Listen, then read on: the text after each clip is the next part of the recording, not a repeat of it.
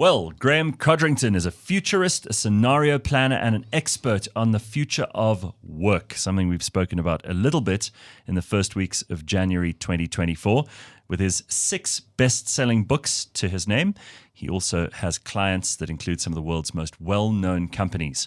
And he helps to develop scenarios for them for the near future, understanding disruptive change and becoming more adaptable, something all of us, whether we're a big business or not, will need to do so that we can handle what actually happens. So great pleasure to welcome to the show, Graeme Codrington. It's nice to see you, Graeme. How are you?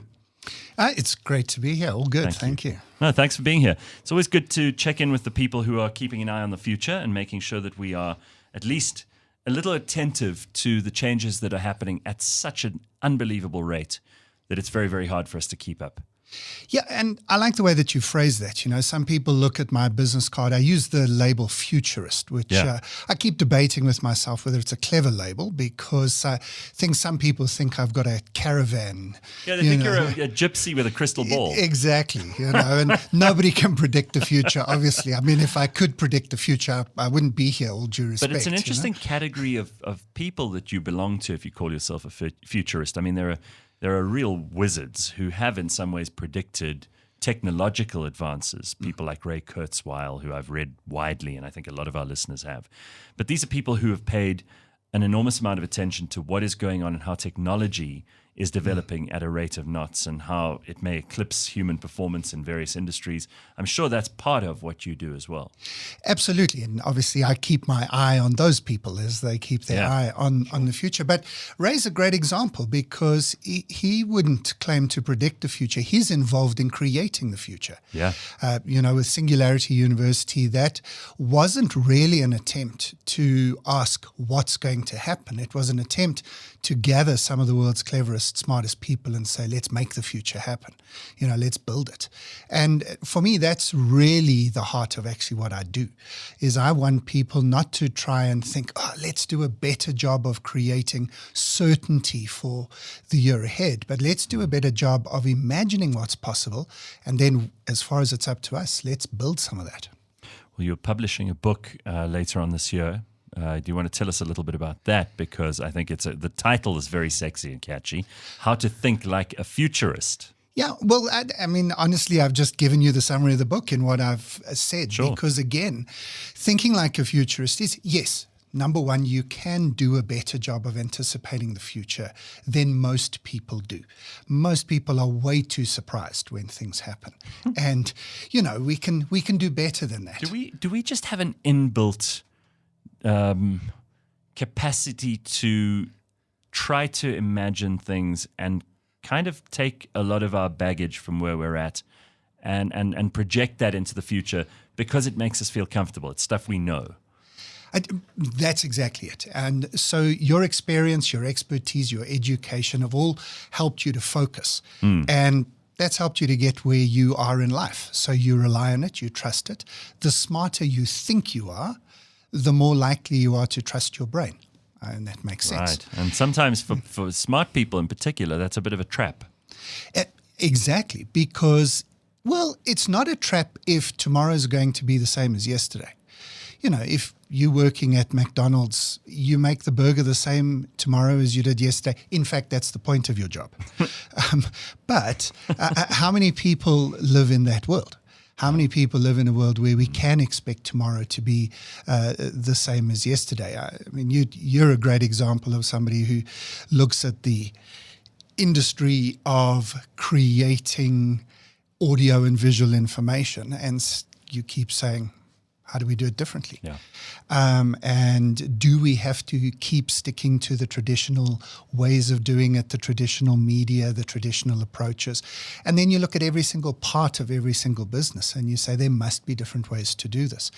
And on that note, there's going to be some changes this year. Keep an eye on us because we're going to be moving in precisely the unplanned, uncharted direction that so many other people are talking about. We've got to just you do almost don't need to make that announcement because I think that's what happens. That's what happens, and that's part of, I think, why people listen along and follow. But it is a curious thing that there are so many people in business in particular, and you consult to a lot of businesses, who are pretending that they're paying attention to these things, but they're not actually implementing or executing any of those well thought through plans about what the future holds. Most of them are just sticking to their knitting. Yeah. Don't you think? Well, that's then the second thing. So if we're stuck in a way of thinking, and stuck is a bit rude, I suppose, in terms of... I've felt stuck before. Yeah, but you're not stuck if you're top of your game. So there's a lot of people who are good at what they do. Personally, they've made it in their careers. They're driving the car they always dreamed of. They're making more money than they could have imagined a few years ago. And businesses are in the same place. They're in those league tables. We're number 1 or 2 in our industry. We're ahead of our game. But then what happens? What happens is you get a little bit... complacent. You get a little bit, and again, complacent is a rude thing to say of somebody who's top of their industry, but when disruption is literally always around the corner and sneaking up on you. If you look back over the past few years and ask yourself genuinely, how often was I surprised? And this could be surprised by something like COVID. It could be surprised by something like a competitor who did something you never expected. It could be surprised by somebody who came from nowhere in your industry. Well, came from nowhere as far as you're concerned. Everybody else has been watching them coming for years. But something happened that surprised you. And if you're honest with yourself and you've got a nice long list of things that surprised you, well, then maybe you need to learn to think like a futurist. It's also a funny thing with this futurism and futuristic thinking and kind of implementing change and looking at what the territory ahead might look like, because there's no surefire way. It's a bit like predicting the weather. You kind of watch the storm and it moves in a certain direction, but you can't guarantee there's going to be rain. And, we always say meteorologists are liars and they always get it wrong. The fact is, the times they get it right, we don't give them credit. When they get it wrong, we're all upset and angry with them. Is the same true for futurism? It's a nice analogy, actually, because a meteorologist has to look short term. Yeah. So they kind of can spot what's happening in the weather over the next few days. Then they've got long-term trends that they can look at. And then, of course, with things like climate change and so on, they can begin to anticipate maybe the long-term trends are changing. And so you've got those three things always working together. What's happening in our immediate future that we can anticipate? So for a business, that might be the next few months, the next few years. What are the long-term trends of our industry? And then what are those, in futurism, we call it weak signals. What are the things just on the horizon that might be nothing, but if they are something, they could change everything. All right, you've put out 2 really incredible videos, which I would encourage people to go and have a look at on YouTube. The first one is what to expect in 2024. And without giving away everything in the video or too much of what you're going to be writing about in your book, just give us some top-line ideas of what you think we should be paying attention to as the year proceeds. I mean, already January seems to have been a blur. Yeah. But this is going to be a big year of change all over the world, isn't it? Well, there are 2 places to start, and I wish I could start at both, because they are the sort of small which could then go to the big, or they're the big which could go to the small. Maybe let's start with both, and I'll try and pull both together. So this year you've got about 70, it's just short of 70 countries having elections. 4.3 billion people more qualify. Than half of the world's population. First time ever in history. Are deciding their destiny. Exactly. Very literally. Exactly. Now, some countries we already know the results, Russia, for example. Some of them are... Really? It's going to be Putin again? What? Okay, surprise, surprise. India, you'd be very, very surprised to think it won't be Modi again. It will be Modi again. Yes, of course it will. The UK, you can probably think that Labour's going to have to really pull a Lions rugby number. You're a meteorologist of human behavior. So let's place some bets, and then we'll recalibrate our bets as we go through the year. Why not? We and get at the together. end of the year, we'll sit down, and one of us will have to give the other one some money. Yeah.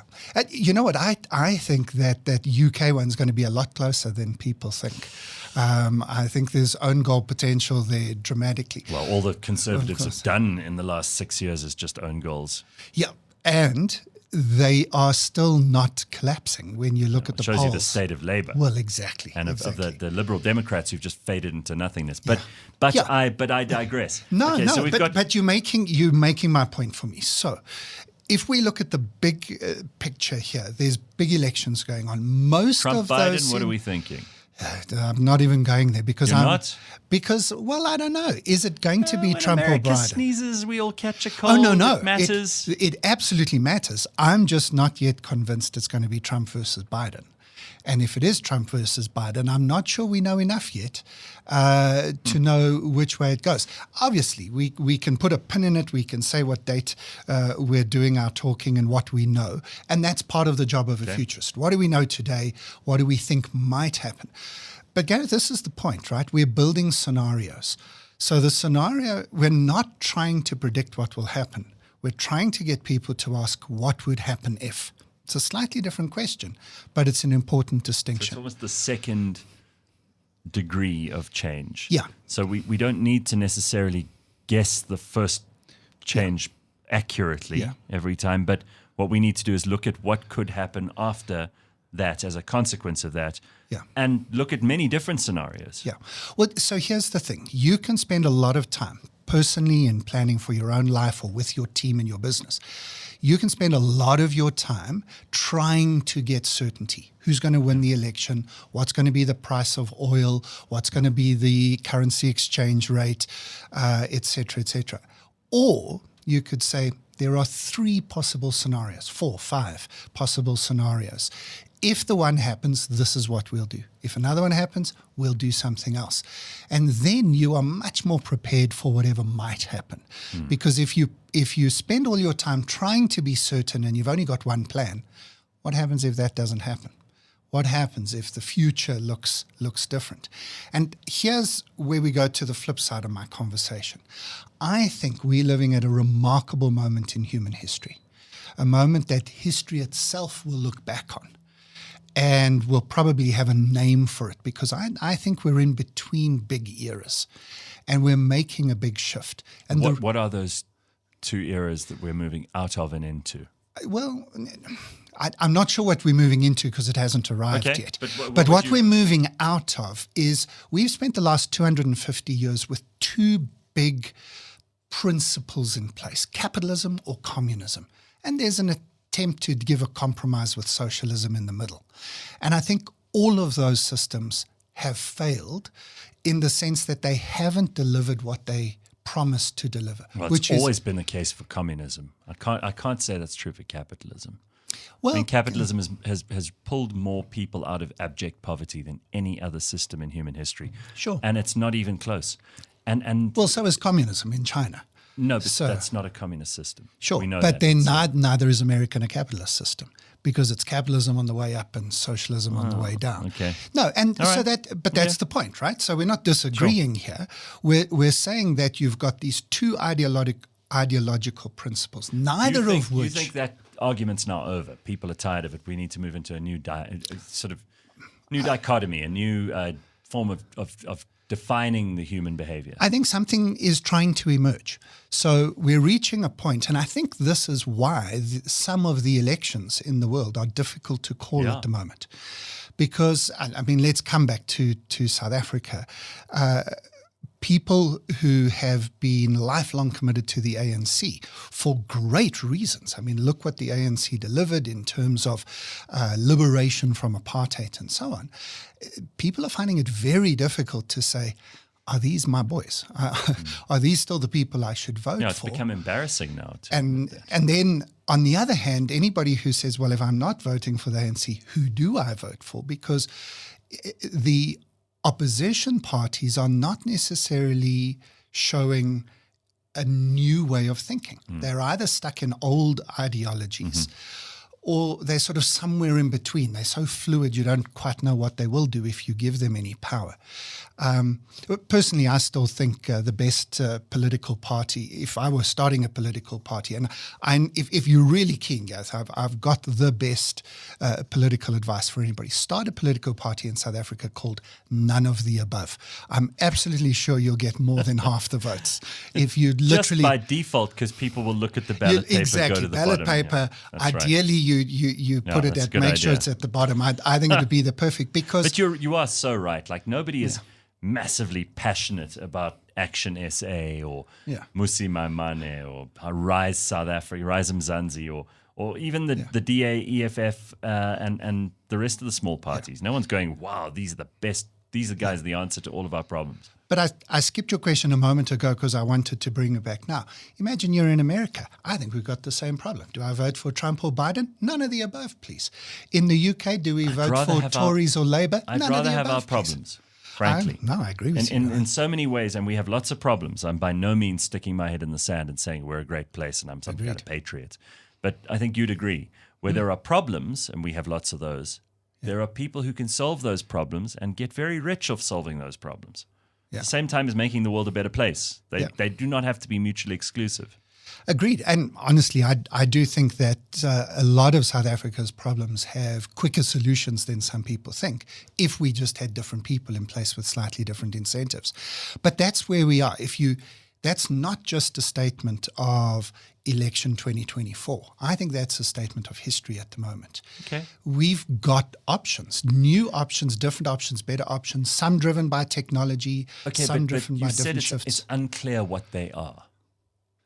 Well, it's unclear exactly how to get there. I think we all know what we want. So it's all still very hard to pin down at this point.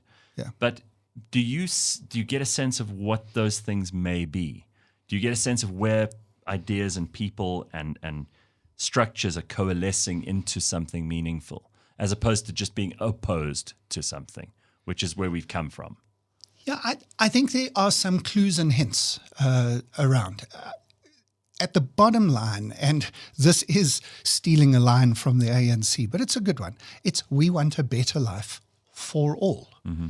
And so what does better mean? What does life mean? What does for all mean?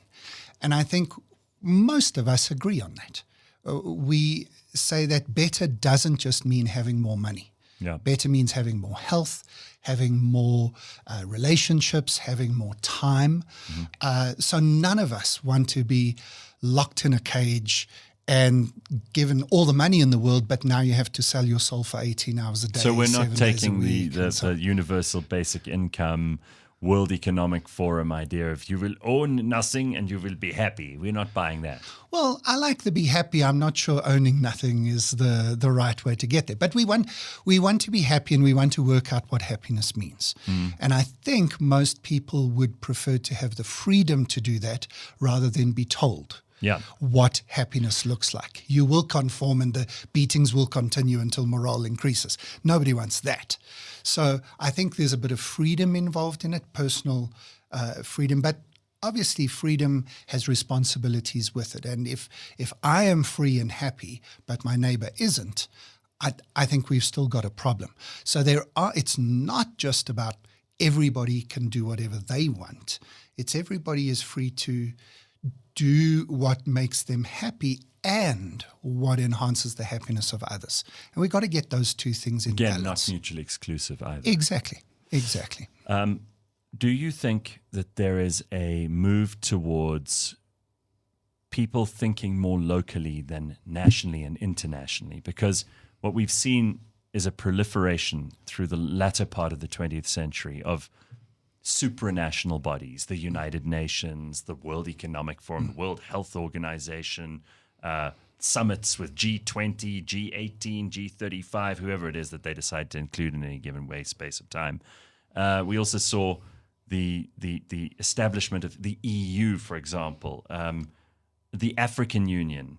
These are bodies which have become unwieldy and ineffective. And nobody's taking them seriously anymore. They may have been built with the best of intentions, and they may have created a cobbled together version of an economic bloc in some ways, but these are not operable anymore. And maybe local government is what people should be looking at more and more, sort of a federalized way of doing things where your own neighborhood, then town, then municipality or city or greater metro, and then province, in that order are your priorities. Do you see a localization starting to take place? Again, I think anything we choose, whether it's governance or economics or fitness or relationships, I think we're going to find that it's a both and of local and global. You cannot survive entirely locally. No place on earth has got all the food, all the resources, everything they need. There must be some engagement with the world around you. But I agree with you to an extent that this is, I think, part of why I suggest... You're hedging your bets a little bit here, Graeme. No, I'm not. I think you're right in the sense that the systems that we tried to put in place over the last 100 years are not working for us anymore. Okay, well, what about new systems need to emerge. So it's not as if we destroy all the systems. Everybody goes back to their own farm. Don't throw the baby out with the bathwater, is what you're saying. No, well, sometimes you need to remove something so that some new thing can emerge in its place. Okay, but we're trying to identify trends here. So correct. It's not helpful for either of us to be going, well, this is what we think, but also... True. Do you know what I mean? True. So what about populism? Because we see a rise in that. We see a rise in, and I think this is almost a byproduct, an unforeseen consequence of COVID, is that it's awakened in people a rebelliousness and a desire to see the old systems collapse quicker and with greater haste than before. Do you feel that's part of the trend that we're going into too? Agreed. So let me not hedge and say I do think that people want to have something more local. They want to feel that the place I live and where I live is secure, it's safe, it's a place I can build my life and be happy and successful there. That's going to require everybody in that space, whether it's a suburb or a community or a city, to feel the same way. If a majority of people or a significant chunk of people are left out of that, we haven't solved the problem yet. And that's where populism comes in. So populism is always throughout history. Another word for it maybe is fascism, which is a mob rule, democracy. Yeah, a strong person emerges and says, hey, we've got a problem. You can feel it, I can feel it. The problem is others. The problem is other people. Yeah, that's dangerous. Who are different to us. And so I will come in. I am your solution. We're going to focus just on people who look and feel like us. We're going to make it work for us and, screw the others. And I think that's where we are at the moment. That's what's happening. It's a backlash to the problems, and it's the foundation of what we need to build in the future. That sounds a lot like a jump to the right. And we're not doing a Rocky Horror Picture Show dance here, but we've done a jump to the left. And for the last 20 years or so, the world has been inexorably moving towards quite leftist systems and ideas. And you could see it in governments all over the world. And it feels like, again, that wheel turns. And now we're doing that knee jerk to the right, which is, what happened in Brazil, Hungary, Poland, Argentina. Yeah. And maybe it could be an overcorrection, and we could go too far, and we know what happens when the right goes too far. We haven't quite defined, as Jordan Peterson often says, what happens when the left goes too far. But let's move out of politics, because for a lot of people, this is all very philosophical and boring. Let's talk about your other video, which is really helpful, like the changes to the workplace in 2024. And this is where companies pay you money to help them figure out what to do. How do you see that changing? Because we've been through seismic changes in the workplace. There are still people somehow working at home, and in some businesses you can. But largely, I think we've gone back to a 2019 setting. What's the next chapter for the workplace? So in most workplaces for a number of years, long before COVID and then during COVID, people were saying work-life balance. It's been the phrase that's been used for a long time, probably since the 1990s, and the younger generation came in and really said to the boomers, hey, can't we do this differently? Right. But I don't know about you, Gareth, I don't see it. We talk about it, but I'm seeing companies really, really pushing their people. A lot of the return to office after COVID was not about doing it better or it being better. It was a lot more about managers saying, I want to be able to supervise you more closely because I want to be able to get more out of you. Even though they admitted they got a hang of a lot more out of people than they expected to during COVID. And too many companies are still having a return to office conversation. In other words, let's recover from COVID conversation, rather than thinking about this conversation as a future of work conversation. What's the competitive advantage you could get in creating a flexible workspace that genuinely delivers productivity, yes, but also this thing we've been talking about, but not getting well-being? Have you got an example of some company, some place that is getting it right? Unfortunately, not many. Because it's hard. It's really hard. Yeah. And sometimes it's not because the managers are just trying to be managers and, micromanage everybody's lives and output, but also because people are very poorly disciplined and don't actually know how to govern themselves. I suppose that's true in some places. I'd argue if you have a few people like that, it would be better to replace them rather than police them. Yeah. But that's maybe a different conversation for another day. I'm very worried about companies that are really, really pushing for squeezing their people to get the most out of their people rather than understanding the science behind getting the best out of your people. So a simple example, and it's not a perfect example, but it might help people to understand what I think is going to be one of the biggest workplace trends in the next year or two, is we all know for sure that sleep is important. Not everybody needs the same amount of sleep. Some people have got issues with sleep. That means they've got, they don't fit into normal bell curves. But if we're just talking about the normal 80% of the population, most of us are not getting enough sleep at the moment. And a lot of that's due to the fact that if we can work from home, that means we're always at work, even though we might be at home. Yeah. We take our work home. You've got a phone in your pocket or your handbag. Yep. That means your boss can always contact you. And your boss says you need to be at the office, but then your boss also wants to be at home with you. And you get a message asking you why you didn't respond to the email, and you check when the email was sent. It was sent at 5 o'clock on Friday, and now it's 8 o'clock on Monday, and they're saying you've had 3 days to answer, whereas you've actually only had 3 minutes of office time. So there's all of these things going on. We don't need to paint the scenario. Everybody knows it and feels it. And what we are going to be seeing in the next year or two is we're going to be seeing serious stress-related illnesses in the workplace. People whose that stress in their body, that lack of sleep, that lack of time off and recovery is going to really impact them. And that is the ultimate impact. But before then, you've got an impact on bad decision making. If you're tired, you make bad decisions. You Definitely. grumpy with your team. You cause issues at the workplace that you shouldn't have had to cause. Interestingly, research shows us that lack of sleep is also linked to ethical failures. People who just decide, don't worry about it today. Turn a blind eye to some serious accounting corruption or fraud. Or you just do something, a supplier asks you for something, you're not thinking straight because you're a bit tired, you just let it happen. We're so stupid because we know this. There are all those metaphors and comparisons that we make of, you don't know how someone can sleep at night doing what they've done. Yeah. And it's true that you can't sleep if you have ethical and moral dilemmas. Correct. If you've done bad things.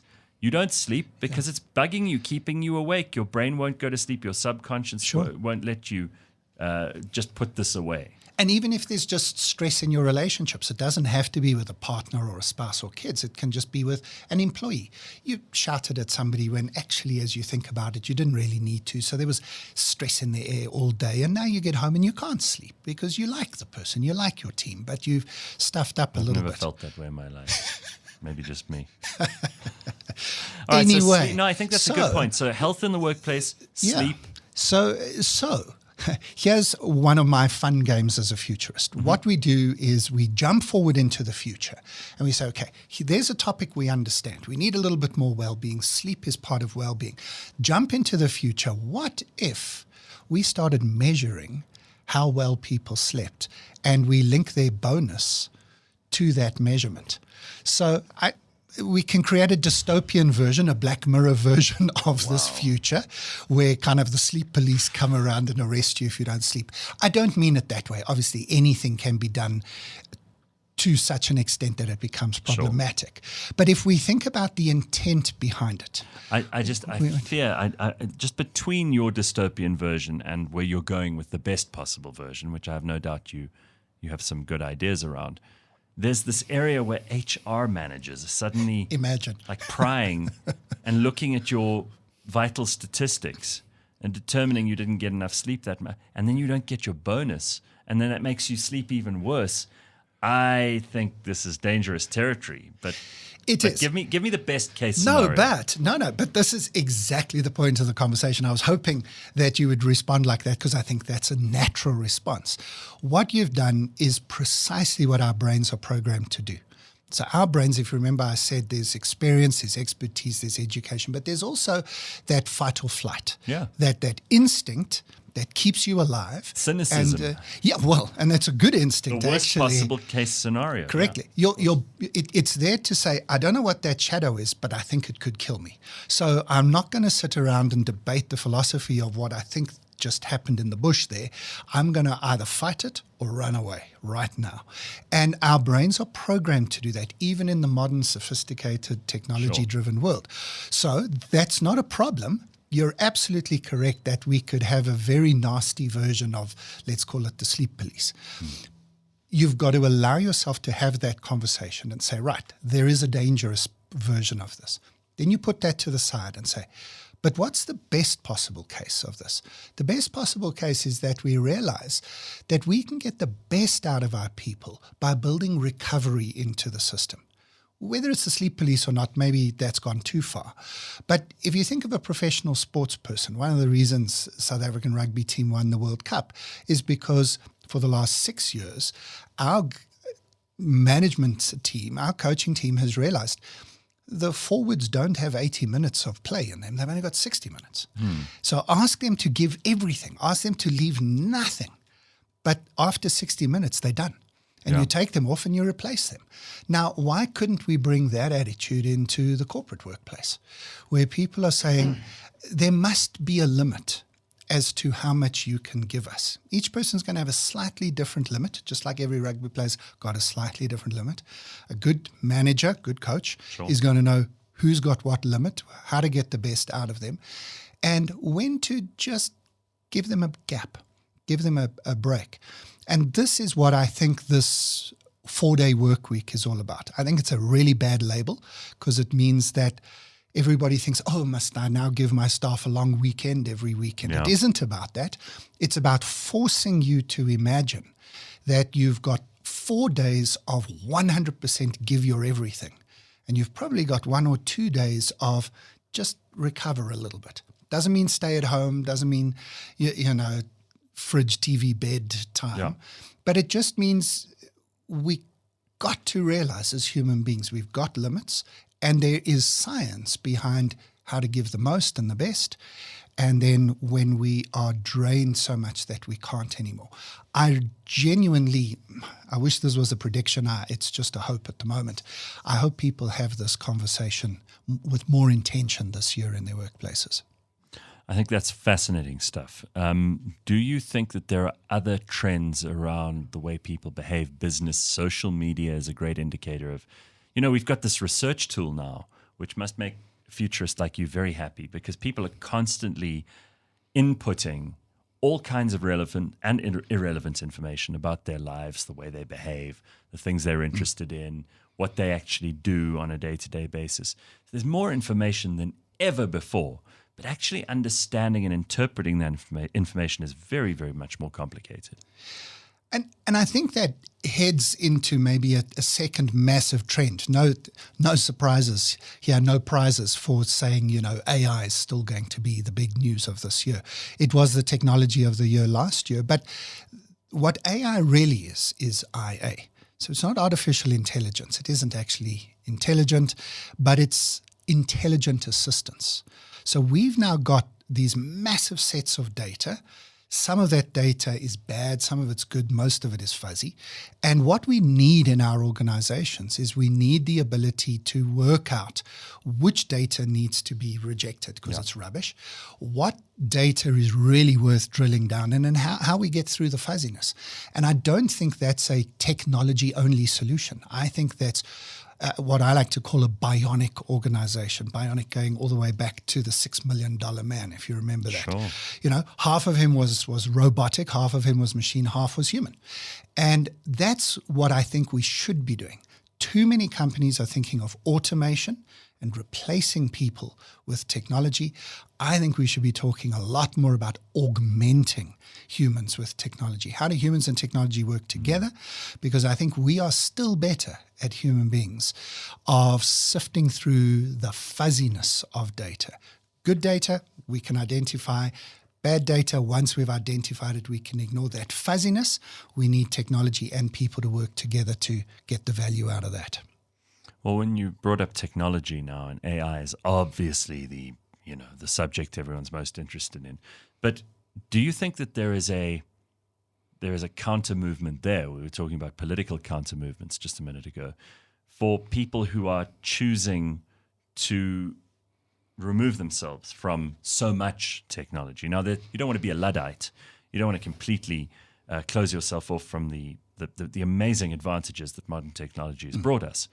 But that you almost need, like with everything else, to temper it with the real world and with those things that make us human, the connections we have with other human beings, looking after your health, making sure you're not on the phone or the screen the whole time, how that's going to ultimately change humanity is a futurist's real job, because we look at the man, the bionic creature that you talk about.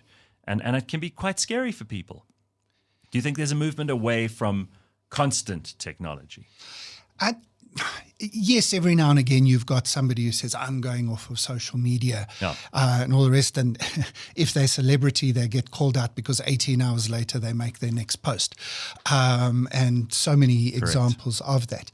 I think it's very difficult to opt out of technology in the world that we live in, unless you opt out of the world. And then you're probably not in our conversation.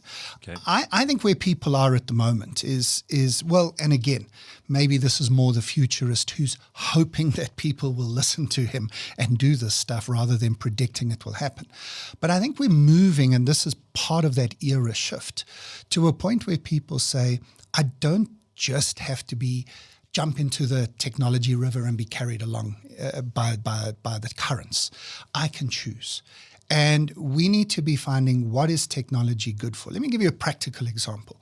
So most schools spent most of last year banning ChatGPT. Oh, really?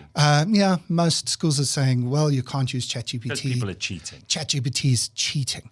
It goes, I'm older than you. I was one of the first matriculants to be able to use a calculator at school. My grandfather, who was had been a maths whiz teacher and was an inspector of education, he was horrified. He thought the end of the world had come. He thought that all future generations would not know even how to count. And of course, he said, well, you won't always have your calculator with you, which was a lie, because we take our calculators to the toilet with us these days. And what we discovered was he was exactly 100% wrong. Yeah. That what we did by giving people calculators, and they didn't have to learn how to use a slide rule and a log table, is we brought everybody up to a higher baseline. And schools have got to spend this year not trying to work out who's cheating by using ChatGPT, but changing their educational style to include ChatGPT and make sure that we train young people exactly what ChatGPT is useful for and how to use it well, and then what the limits of ChatGPT are. And there are a few lawyers in South Africa who could have known about that in this past year, because they've had to have big slaps on their wrist because they've come to court with ChatGPT-driven nonsense. And let's just be clear, like you said it earlier, it's not intelligent. A lot of very obvious mistakes are made by AI, and we're still at the foundational phase of this. Yeah, I'm not saying it won't be perfect in the future. Who knows, 20 years from now, we'll look back and we say, remember the floppy disk version of ChatGPT? Well, it's like when people first figured out that, you can prevent a disease by getting a little bit of it, and they started sort of wiping bacteria into open sores. Many people died, but we did develop ultimately a couple of vaccines and cures out of it. It just takes a little while. I think we're at the open wound stage now. Yeah, I do. And look, things are moving quickly, and we can see where we're going. But I don't fall into the category of people who are scared of it on the face of it. All of these, I love these guys who've all gone off to Davos recently, Sam Altman telling us, this is going to kill everybody, this is going to destroy the world, but please sign up for $20 a month subscription. Right. Thank you anyway. No, we've got a great tool, one of the most powerful tools ever created by human beings, that's still in its infancy. It's an axe of a tool, but it's a tool. And we need to be training people to use it. Okay, so that's schools.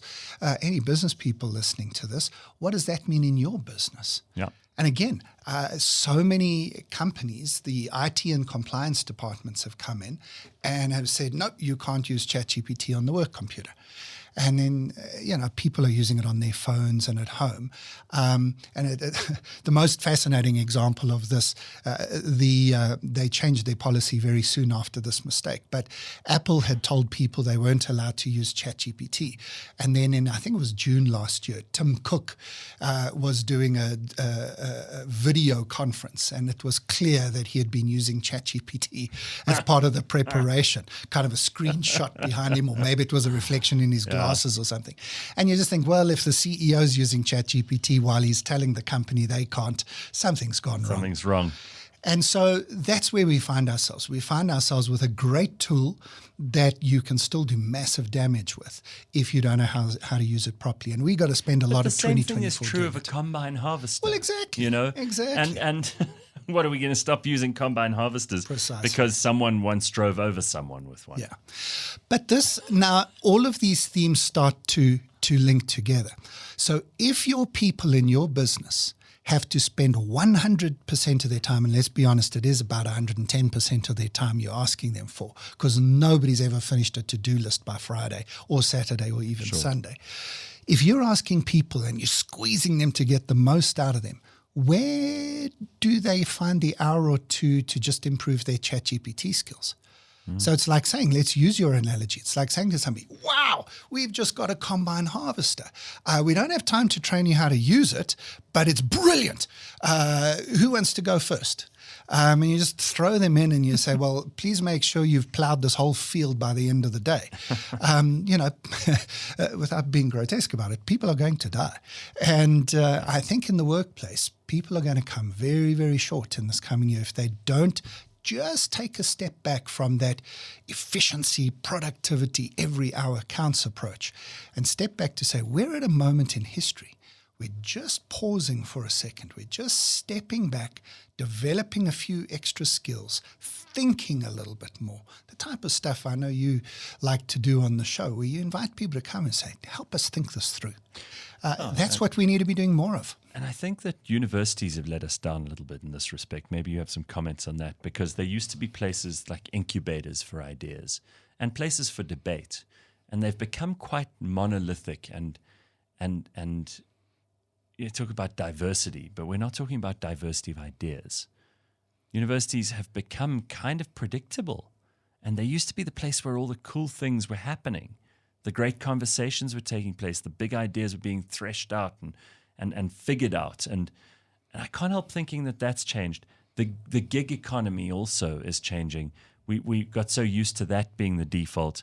Maybe there are some people who've also realized, like, no, I'm actually good at the corporate stuff. And we need those people. Do you have any comments on either the universities or the job market? Lots. Go on. This is why we got you here. No, well, exactly. I think you and I would probably have quite a difference of opinion around the universities. I don't think universities have lost their way. I think universities have always been a place that is supposed to be at the cutting edge of the debates that society is having. I think in the professional faculties, the faculties that some, at this time of year, some neoliberals always pop up from the woodwork and say, if you're not doing engineering, medicine, law, or business, you're wasting your time. Those guys, they're a factory for the modern factory. So they produce the people that those industries want. Yeah. And but that's really actually, to be honest, not what a university is supposed to be doing. A university is supposed to be where the liberal arts are taking place, exactly what you've said, where it's supposed to be the philosophy departments that take a lead. That's why the top degree you can get from university is called a PhD, a philosophy doctorate, because in any industry, whether you're coming from law, engineering, or medicine, by the time you get to the top of the academic rungs, you're supposed to be in the big thoughts, the big ideas, not coming out as a worker bee for the law firm or the engineering firm. And so I think universities, I think maybe they've let the students, the inmates are running the asylum just a little bit. Just a little bit. Yeah. But I mean, I was at WITS in the 1990s, and we were kind of doing that in an anti-apartheid type approach. I went to school at a school that was opposite WITS campus through the 1980s, and it didn't look as if much lecturing was taking place on campus. And so universities have always been a place where that younger generation have an opportunity to come and butt heads with the existing establishment, discover new ideas about the world, and come up with new ideas. I think this loops back to the point I was making earlier. I don't think we know where we are in history. We're at the end of something, and we're sort of upset about that, and we're railing against it, and we're pushing back against the left, which might have gone too far, and the right, which might have gone too far, and we don't quite know where we are. The solution is not just to find a middle. We've got to take a step now. We've got to, because the middle is meaningless, right? Exactly, and there is no compromise between it. It's like the ending of slavery. It's splitting the difference. If something's good and something's bad, splitting the difference doesn't give you any kind of moral direction. Or if direction. two things are both bad, even then splitting even worse. So, Anyway, I think that the future of universities is not saying university is not important, but it's about getting back to saying... We can't be churning out more lawyers. Please. No, I agree. Right? I agree. We've got to be First of all, we're setting out. those people up for misery because it's a miserable profession, and I say that with love. I studied it, and I've got friends in it and family in it. But we've got enough lawyers. And frankly, the only people who make money out of everyone else's misery are lawyers. So enough. There are obviously all kinds of new jobs that are making themselves useful and that are providing all kinds of efficiencies in the economy, which we didn't have before. What would you say if you had a kid who was just finishing high school now and they didn't know what to study, and without being conscientious about what their talents or interests might be, if they were completely blank slate, what sort of area would you want to suggest they go into for maximum utility in the economy going forward? So I'm going to add, even if they think they know what they want to do. Okay. I'd give very similar advice. Go on. For the kid who's really, since the age of 9, have always wanted to be an engineer, it's clear that that's what they should do. I would still say you've got to do two things in addition to whatever else you think you want to do. The first is you've got to push yourself to the technology edge of whatever it is you think you want to do. So if you want to become an engineer, if you want to become a lawyer, if you want to become an accountant, where's the technology edge of that? Right. In engineering, it's in the green revolution, it's in battery technology, it's in drones, it's in automation and robotics. Similar answers are there for medicine. So push yourself. If you don't know what you want to do, add technology to whatever you study. Cool.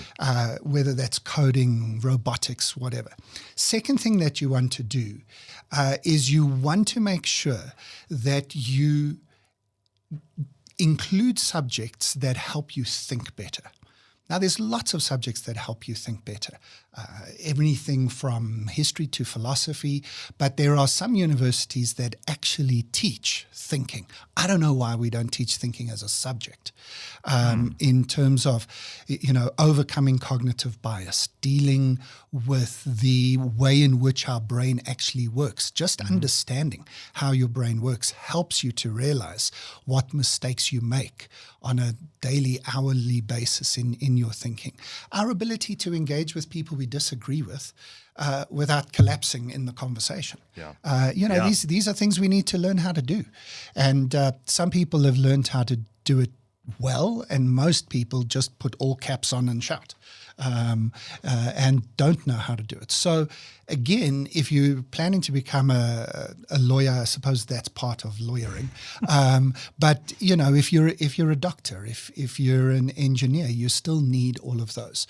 If you don't know what to do, but you study a degree which helps you to think better and helps you to understand technology, anything else you do in there is bonus and for fun, and enjoy it. And get a good education. And I think you will discover a career emerges, because the lines between industries no longer exist. Banks love to employ engineers just because of the way they think. Right. As you say, most lawyers don't practice true legal stuff anymore. I'm a failed accountant auditor. I started at KPMG, but it taught us a way of doing things, and then we head out into whatever career is available for us. What do you think we've had enough of and it's time to move away from? Because as much as the future is about looking at new things and finding out what opportunities might arise as a result of technology, human evolution, the development of theories and economic ideas, but there are also things that we need to leave behind. And that's very difficult for human beings, because we don't like change, first of all, but we also hate loss. We hate loss. So if we've grown up in a world where, the mobile phone is an essential piece of our personal equipment that we carry around with us, we wouldn't even go to the loo without having it in our hand. Yes.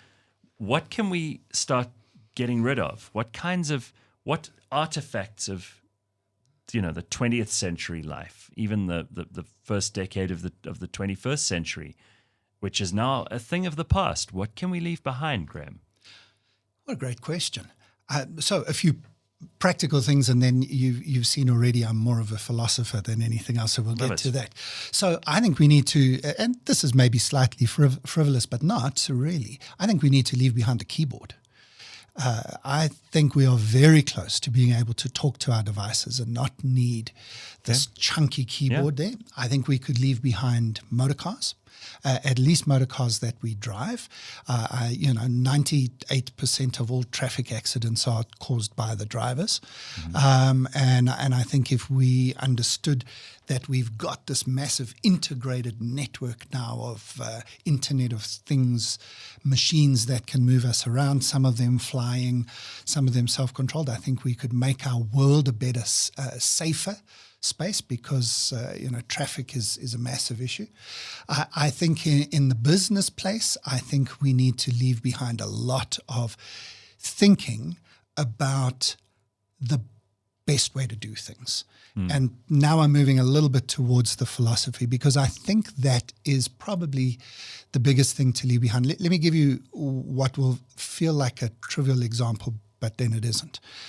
My mother-in-law, who is from the north of England, believes there's only one way to make tea. And she will say, if you go around to her house, would you like some tea? Yes. Would you like normal tea or something else? What does she mean? Well, because I love talking. I could talk about tea with you for hours. Well, Go ahead. Normal tea. Normal tea. Do you put the milk in first or the tea first? No, tea first. Okay, well, for her, it's the milk first. Oh, no. Okay. And she and I would not get along. She couldn't be my mother-in-law. And then tea bag in the cup or tea bag in the teapot? Well, it depends how. No, wrong. There's only one Always in the normal tea. teapot. Always the teapot, of course. Okay, all right. If but it's just me on my own, I must also do it that way. you Right, must okay. still. You either believe in good tea or you don't. Sure. Now, of course, this is an analogy, and I think the big thing we need to leave behind is the word normal. That each of us has a view of what's normal, of the way, and by normal I mean normal with a capital N, the way it should be done. So, good example at this time of year, there is a way hair has to be worn at school. And this week, schools are off their minds about all the kids who've come back. Nuts, It's silly rules. If you make the rule, you then have to uphold the rule, and now you've created a line over which a number of kids will step, and you say, oh, it's always the same old kids. But you drew the line, and we can move that line. We can change what's normal in society. We've got all sorts of things in different cultures in South Africa. And let me be controversial.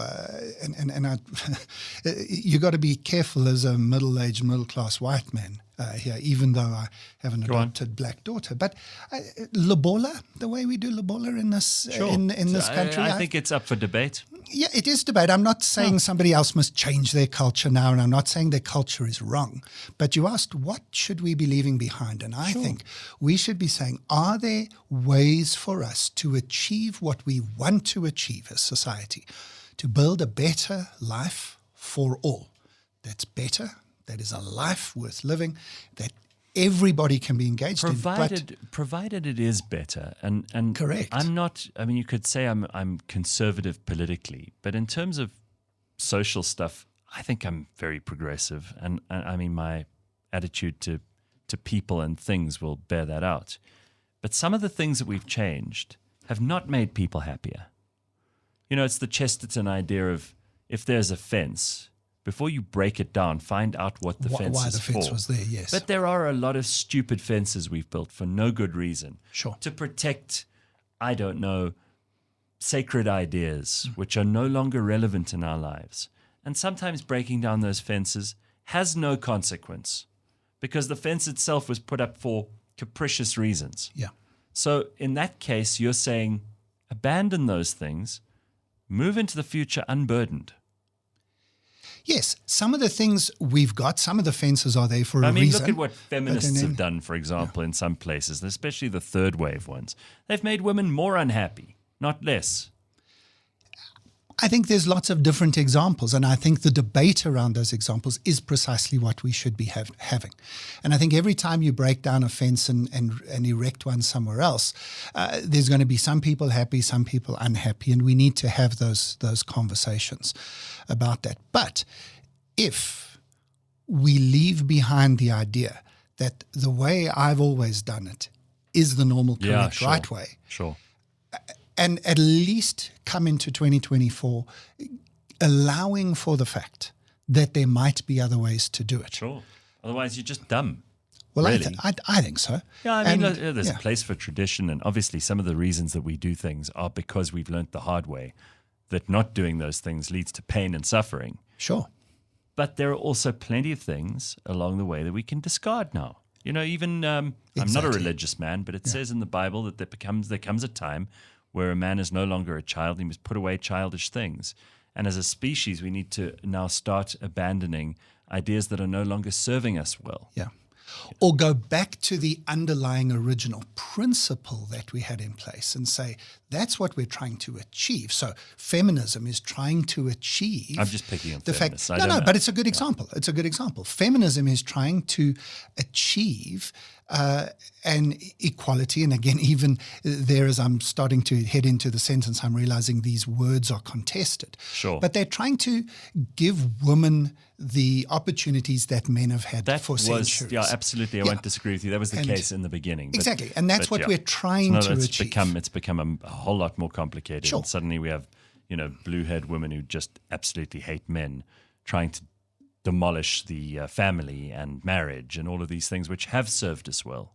Sure. And again, maybe there's an opportunity for us to say, what is marriage's purpose? And does it have other ways that it could achieve those purposes? Are there other forms that we could use in the Yes, future? and as a philosopher also to take note of the fact, and I think this is worth discussing and it's worth debate, but it's worth debate with, a very sensible and sometimes unemotional detachment from those comfort zones. And people thinking they're going to make themselves happier by doing X and finding themselves more miserable as a result because they hadn't thought through what the long-term consequences could be, which is why we talk to futurists. It's why I've got you in here today, because we don't want to go and blunder into the future, knocking everything down as we go, and then find ourselves suddenly in the middle of a swamp with no way back. Sure. Because that could happen. Human beings have made terrible wrong turns in history. We know what the wars of the 20th century taught us. And there were plenty of wrong-footed, wrong-minded, unethical, and frankly quite evil things that we stumbled into because we were following the science. We've made a lot of mistakes. The wonderful thing about history, and as a futurist, there are books that have been written about the future to speculate. There's no science in the future, but there is history and science in the past. And when we look back at history, the great thing I believe that we discover in history is we make lots of mistakes all the time, some of them brutally bad. And yet we keep getting better. I think our trajectory is to the positive. Correct. And I think we've got an opportunity that people who might disagree ideologically, we might have fundamental different starting points. I think we need to learn to realize we are all trying to achieve the same thing, which is that the world is a better place than it was when we started. I think there are people who they don't think of themselves as being evil, but I think there are people who are genuinely infirm of purpose, or even worse, at cross purposes with what is good for humanity. Some people are just very, very selfish. Yeah, that's and fair. some people That's are fair. ideologues, and they're not particularly interested in the result as long as we apply the process properly. Sometimes that leads to some very unhappy consequences for humanity. And I suppose the point I'm making, that's a fair statement. So I don't think everybody... I don't think everybody's got the best of intentions all the time. It's not true. And even people who have the best of intentions, sometimes their implementation is so evil and wretched that it ends up having none of the consequences they had hoped for and all of the ones that they had unforeseen or had not foreseen. The bigger point I was making is that I think in the end, society, that reaches a crisis point, and society says, okay, we have to stop at that point. There are very few examples in history where societies just reached the point of complete and utter collapse because they chose that rather than an attempt to succeed. Isn't that when civilizations fail? Yes, and often that is, I suppose, again, that comes down to the decisions that they've made, the choices that they've made, and the consequences of those play out in future generations. And that's why, for me... Since we've got to, sorry to interrupt you, since we got to this point, and you are a futurist, and I'm sure you're looking at what's happening, do you think that the US is in decline, or do you think they're in